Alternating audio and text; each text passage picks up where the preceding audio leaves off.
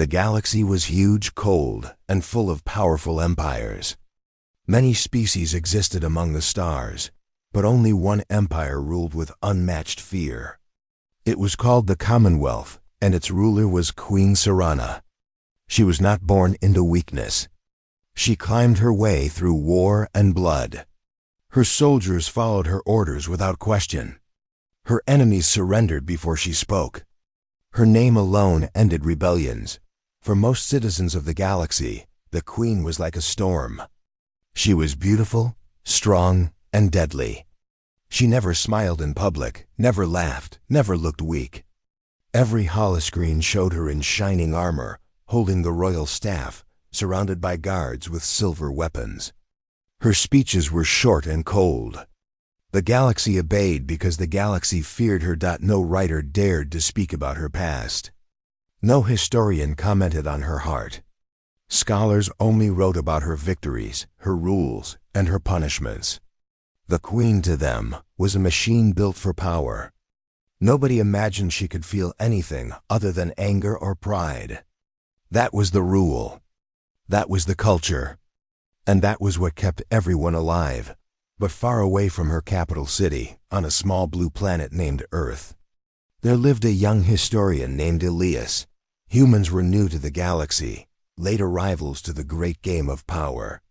The older species called humans children of dust, because Earth was small and humans had no ancient empires behind them.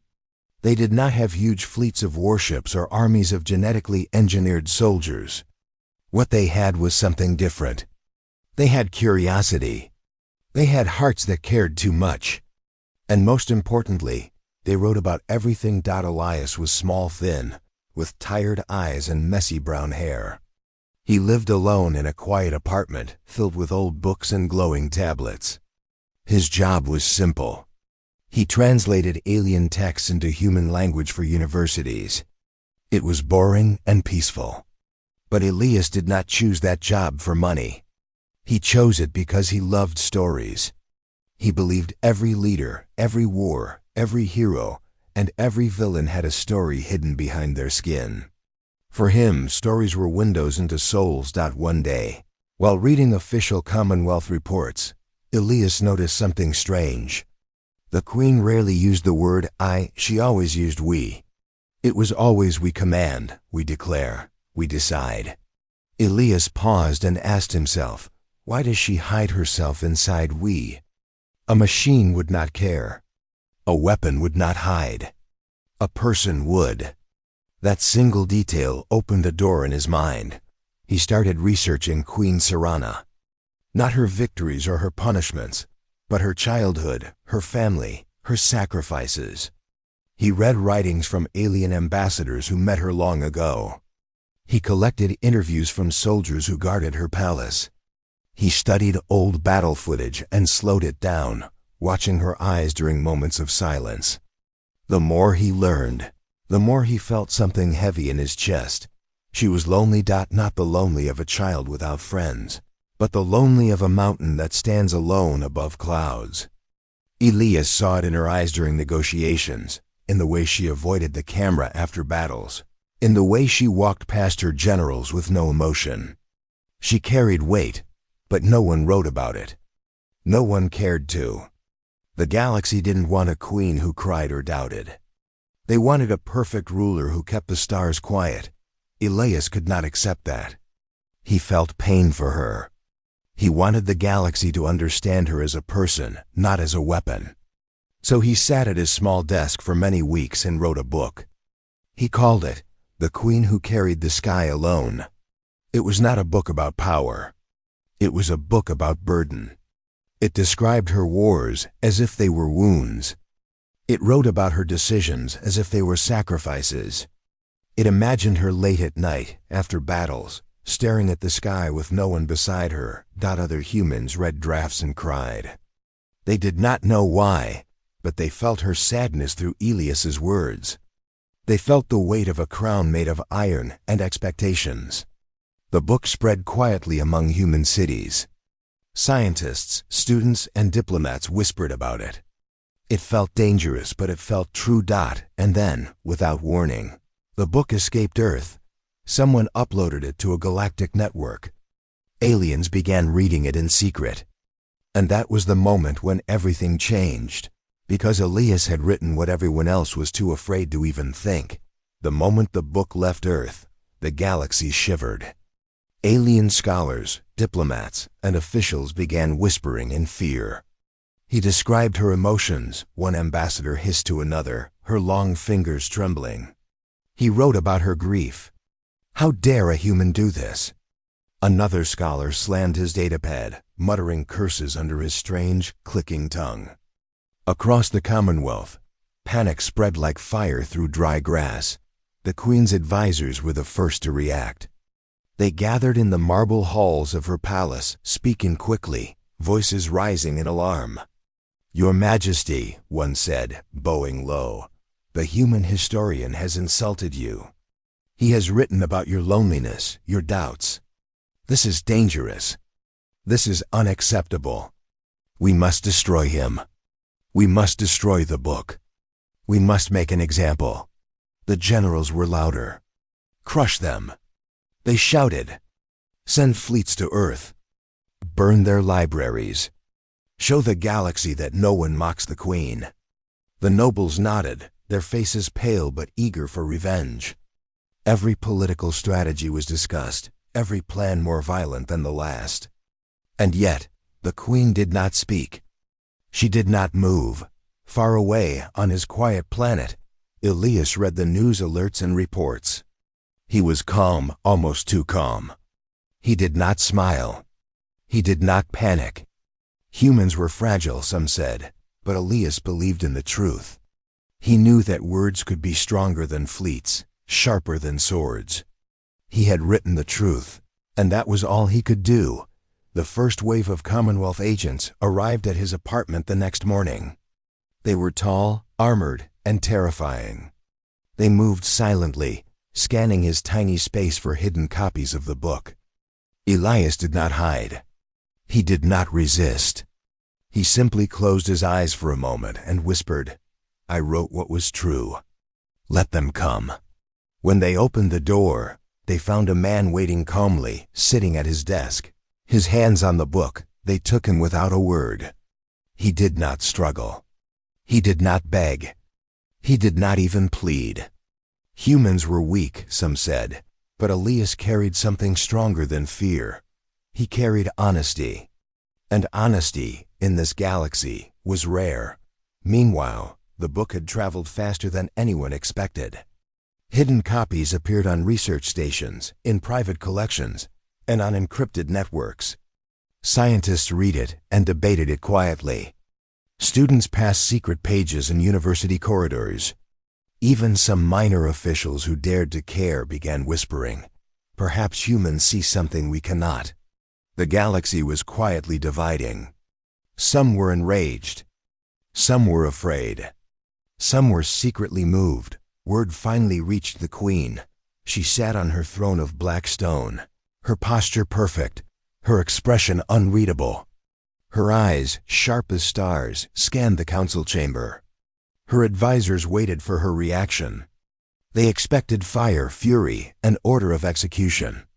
They waited for her voice to split the room like lightning, but the Queen only said one word, "Bring him." The hall froze. No one had expected that. Bring him? Not kill him? Not silence him? Bring him to the palace? The generals whispered in disbelief. The ambassadors exchanged worried glances. The nobles paled and murmured warnings. But the Queen's voice was steady, firm. Absolute. Elias was flown across space, chained lightly, under heavy guard. The small human sat silently in the transport, staring at the stars outside. Every alien on board glanced at him with fear, amusement, or curiosity. None dared speak. None dared touch him.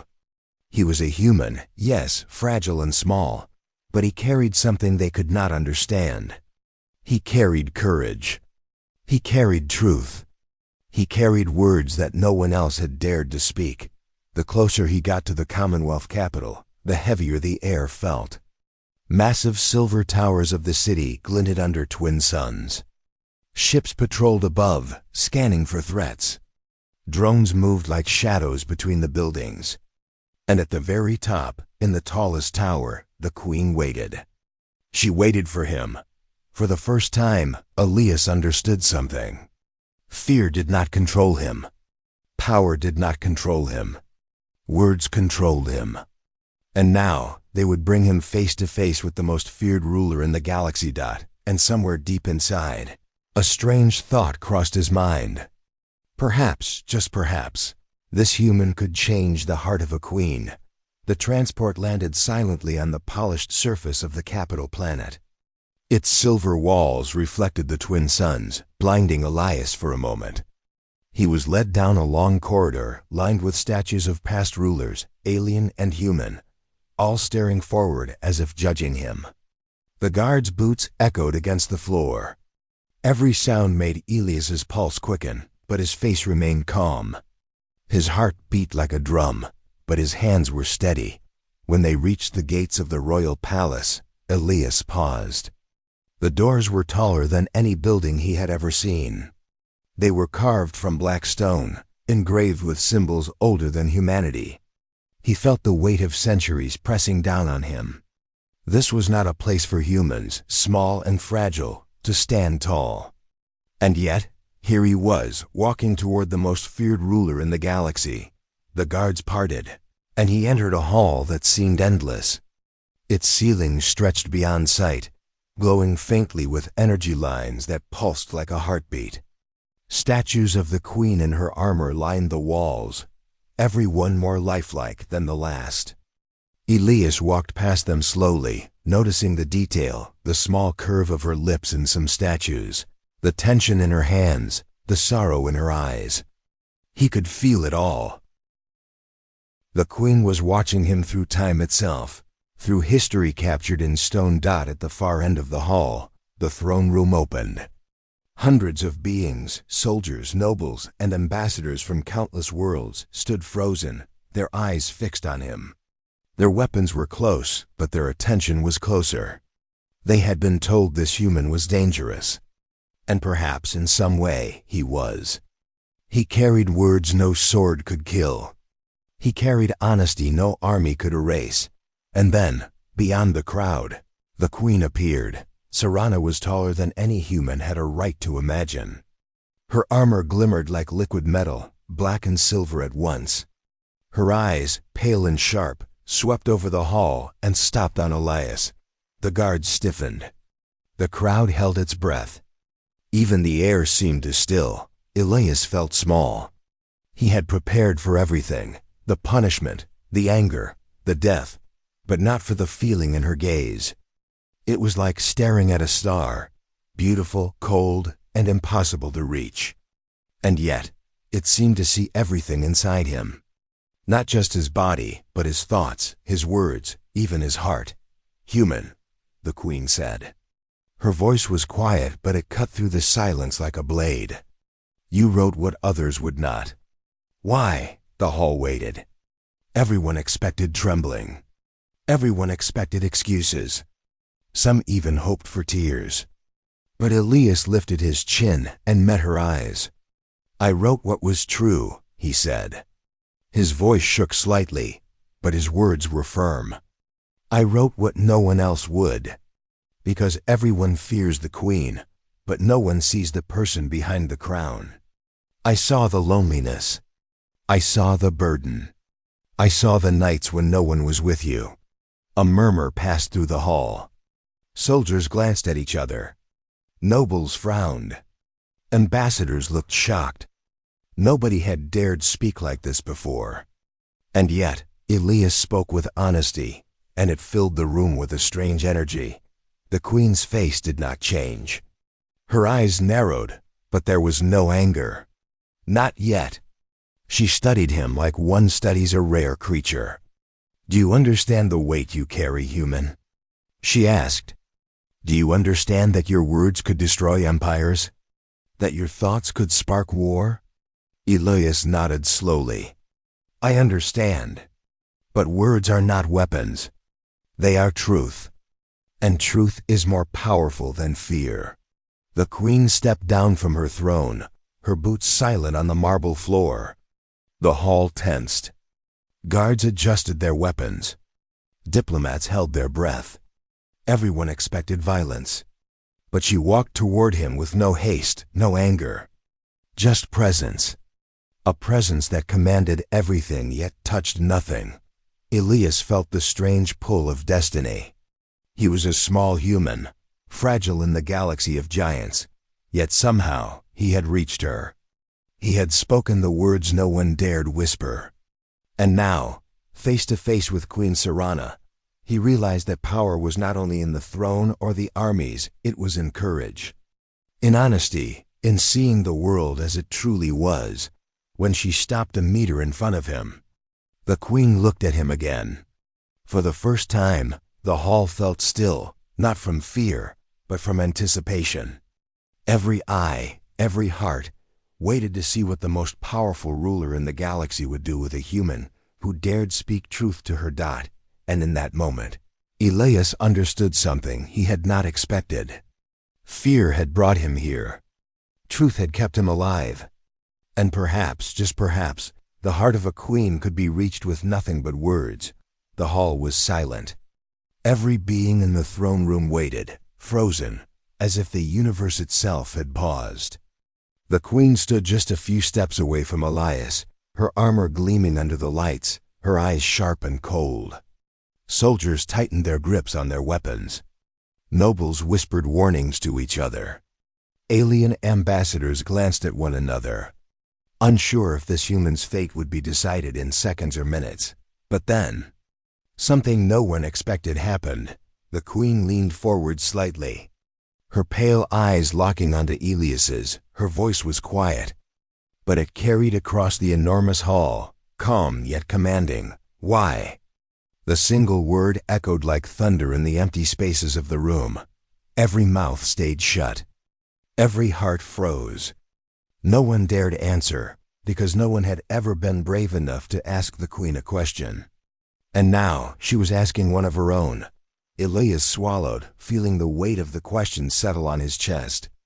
He had prepared for punishment. He had imagined anger, rage, even death. But he had never imagined this. A question, not a decree, not a threat, but a question, I wrote. Because no one else could, Elias said finally, his voice trembling slightly, but clear. He lifted his head and looked into her eyes. Everyone else is afraid. Afraid of your power, your wrath, your judgment. They write about crowns, empires, wars. They write about victories. They write about fear. But no one writes about the loneliness. The nights you sit alone after a battle, wondering if you did the right thing. The weight of decisions that cost lives. I wrote that truth. That is why I wrote. A murmur ran through the hall. Soldiers shifted uneasily. Nobles whispered, some clearly shocked that a human had dared speak this way. Some ambassadors jotted secret notes, quietly recording a story they had thought impossible. The queen did not speak. She did not blink. She only stared. And in that silence, Elias felt something he had never felt before: connection. Somehow in that moment, he was no longer small. He was not just a human chained and brought to face her. He was someone who saw her, and she perhaps saw him. You claim to understand the burden I carry, the queen said slowly, each word measured, precise. Do you know what it means to command millions? To decide who lives and dies? To carry the weight of every world in your hands? Elias nodded. I do not pretend to know everything. I cannot feel the battles, the politics, or the power you command. But I see the weight in your eyes, the tension in your shoulders, the nights when even your generals do not know if you sleep or cry. That is the burden. And that is why I wrote.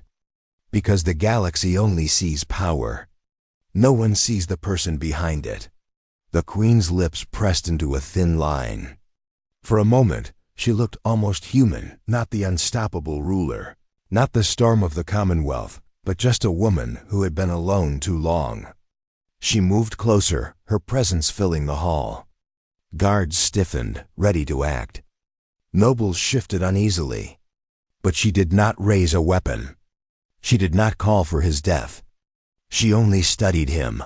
"Humans are strange creatures," she said softly, almost to herself. "They speak truth when others fear it. They feel when others hide. They are fragile, yet unbreakable in ways I do not understand." Elias felt his chest tighten. He realized he had crossed a line no one else dared approach. He had spoken truth to power, not with weapons, not with threats, not with tricks, but with honesty. And for the first time, he saw the faintest flicker in the Queen's eyes. Curiosity. Perhaps even recognition. The crowd waited, holding its collective breath. This was no ordinary trial. This was the moment the galaxy would remember, when a human faced the Queen without fear and spoke of things everyone else pretended did not exist. Finally, the Queen straightened, her voice stronger, sharper, commanding again. "So you say you understand me, that you see me as a person, that your words are not meant to destroy, but to reveal. Tell me, human, do you truly believe anyone else would have done this?" Elias's gaze did not waver. No, no one else would. Only someone who believes that truth is stronger than fear. Only someone who believes that even the strongest ruler is still human at heart. The Queen's face remained unreadable, yet something in the hall shifted. The tension loosened slightly, the air lighter, as if the impossible had begun to happen. She had asked a question, and the human had answered. Not with flattery, not with fear, not with lies, but with truth. And in that moment, the first spark of change in the galaxy ignited. The hall was still. The weight of silence pressed on every soul present. Soldiers held their weapons tighter, not from fear of Elias, but from the impossible calm of the human who dared speak truth to the Queen. Nobles shifted in their robes, whispering cautiously, trying to understand the unfolding moment. Ambassadors from distant worlds glanced at each other, as if trying to decide whether to intervene or simply witness history. Queen Serana did not move. Her eyes, pale and sharp as ice, studied Elias, the human who had crossed lines no one else dared approach. He stood straight, shoulders squared, chest open. He was small, fragile, and yet, in that moment, he carried the courage of an entire planet. "You see me as a person," she said, her voice softer this time, almost unsteady. "You see my burdens, my loneliness, my failures." She stepped closer, and the soldiers flinched, but Elias did not move. His calmness was strange, unshakable. Double quotes, "Yes, Your Majesty," he replied, his voice steady. "I see you not as a queen to be feared, but as a person who bears the weight of 1,000 worlds. I wrote the truth because no one else would. Everyone fears you, and so they hide everything. But I could not. I could not let the galaxy forget that even the strongest have hearts that bleed, nights that hurt, and souls that ache." For a long moment, the Queen did not speak. She only studied him, her expression unreadable. The room seemed to shrink around them. Even the statues and symbols on the walls seemed to lean forward, as if to watch this small human confront the most powerful ruler in the galaxy. Then, unexpectedly, she asked, almost whispering, "Do you truly believe anyone else would have dared this? Written these words about me?" Elias looked her in the eyes. "No one else would," he said. "Humans write truth when others are silent. They speak when others are afraid, and they feel when others hide. I wrote because truth is stronger than fear, and honesty is stronger than power." The hall shifted, as if the walls themselves were listening. A faint murmur ran through the crowd, soldiers, nobles, and diplomats alike, but no one dared interrupt. For the first time, the room was not ruled by fear. For the first time, words carried more weight than weapons. Queen Serana's lips pressed into a thin line. She moved closer still, stopping just a meter away from Elias. Her pale eyes searched his face, looking for weakness, deceit, or arrogance. She found none. Instead, she found courage, something rarer than any weapon in her empire. Something she had long forgotten existed. "You speak of my burden," she said softly, almost to herself. "You speak of my loneliness, my nights without counsel, my decisions that cost lives." She paused, then asked, "And yet, you still write about me. You do not fear me?" Elias smiled faintly, just enough to show calm confidence. "I do not fear you, Your Majesty. I respect your power, but I do not fear it. I fear only lies and hiding the truth. You are strong, yes, but you are also human. And humans like me see what others hide." For the first time, the Queen's eyes softened, just slightly.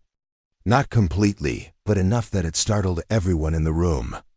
The soldiers relaxed just a fraction. Nobles leaned forward in curiosity. Ambassadors exchanged astonished glances. No one had ever seen the Queen's walls crack, even slightly. She took another step closer. The warmth of her presence was overwhelming, yet Elias did not falter. He could feel the power emanating from her thousands of years of rule, battle, and expectation, but he also sensed something hidden beneath. Pain, loss, sorrow, a weight no crown could lift. "You wrote what others feared," she said finally. Her voice firmer now, commanding attention. "You dared to see me not as a ruler, but as a person that is dangerous." "Yes," Elias said quietly but firmly. "And it is necessary. Someone must show the galaxy that even the strongest, the most feared, are still human. That even queens bleed.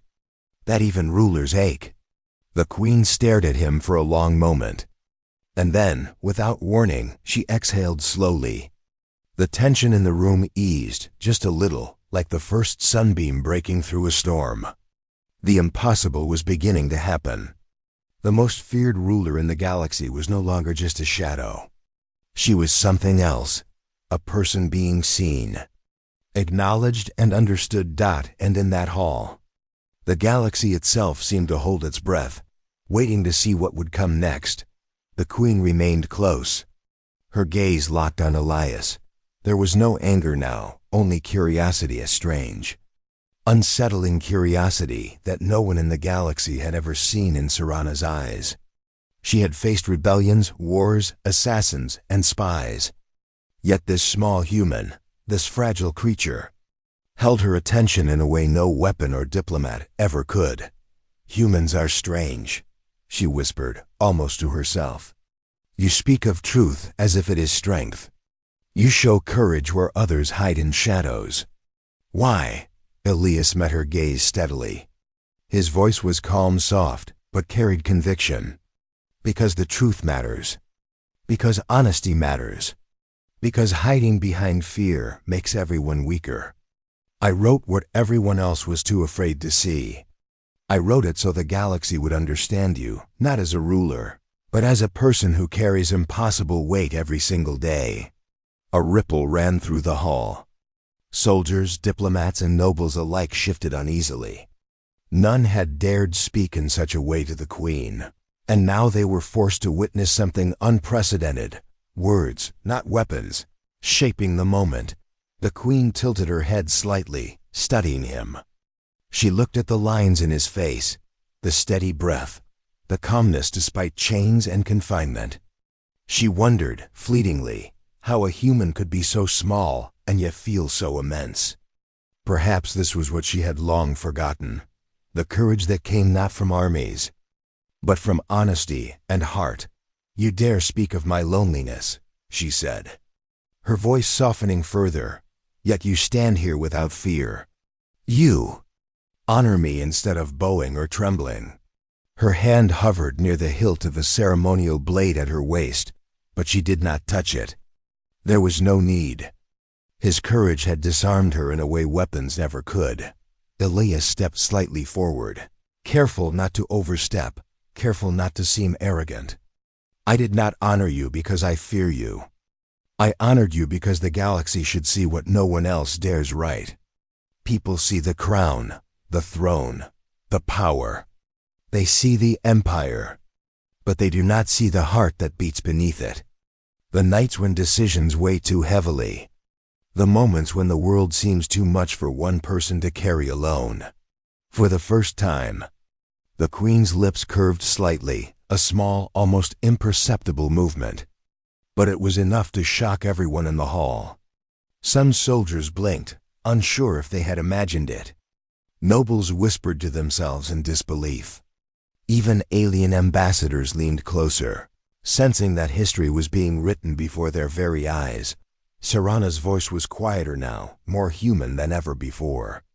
You speak as though you know me. And yet, you are only a human. How can you understand what I carry? Elias did not hesitate. I do not pretend to know everything. I cannot feel the wars you have fought or the lives you have decided.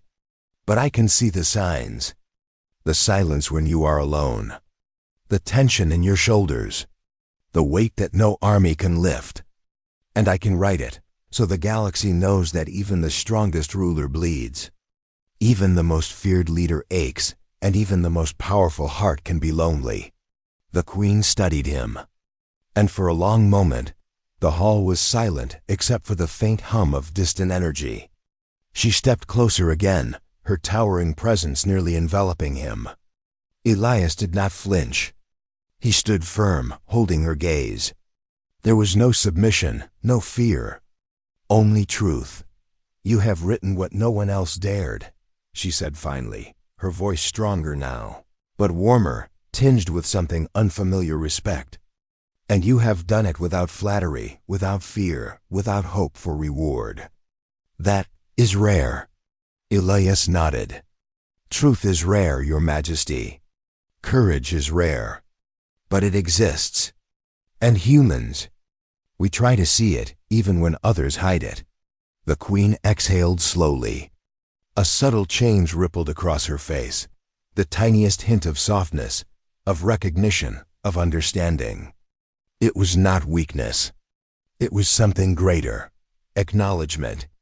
She had faced every threat imaginable, but never had she encountered honesty and empathy delivered so purely. And in that moment, the room seemed to shift. Fear loosened its grip. The air grew warmer, lighter.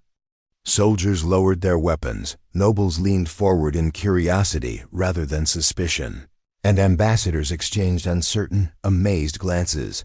The human had done what no one else could. He had reached the Queen not through fear, not through politics, not through flattery, but with courage and truth.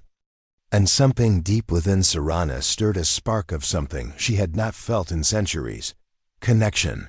For the first time, the Queen realized that power was not only in armies, fleets, or laws.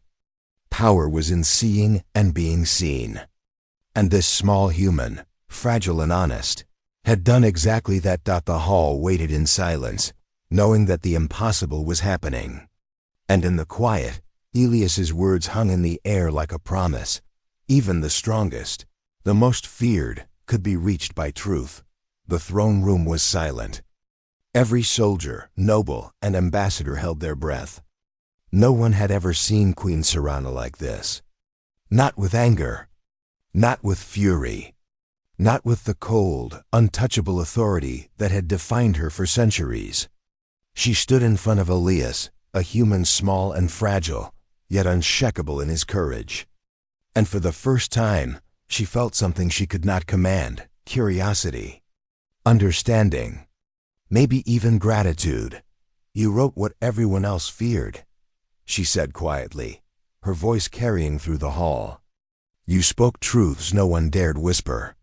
You exposed a part of me that the galaxy would never otherwise see. That is dangerous. Yes, Elias replied softly, holding her gaze without flinching. It is dangerous.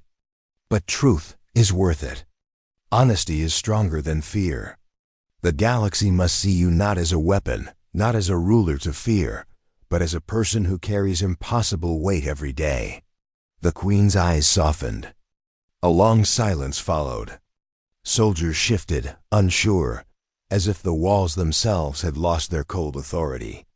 Nobles whispered quietly, but none dared interrupt. Ambassadors held their breath, sensing history unfold. No one had ever reached her like this. No one had dared. Finally, Serana stepped closer, the weight of her presence overwhelming, yet strangely gentle. She looked at Elias, and for the first time in the galaxy's memory, she smiled. Not a cruel smile. Not a calculated smile. A real smile, tired, small and fragile, but unmistakably genuine. The room gasped. Some soldiers blinked in disbelief. Nobles leaned forward. Ambassadors exchanged frantic notes. The Queen, the most feared ruler in the galaxy, had smiled. At a human. At truth.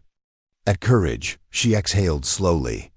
"Bring the book," she ordered. Her voice was calm, deliberate, carrying authority, yet lacking the threat that usually followed her words. Let the galaxy read it. All of it. Every word. The truth must be known. Chains fell from Elias's wrists. Guards stepped back, unsure whether to obey the unexpected command or expect a trap. But she did not move toward him with violence. She did not issue a threat. She simply waited.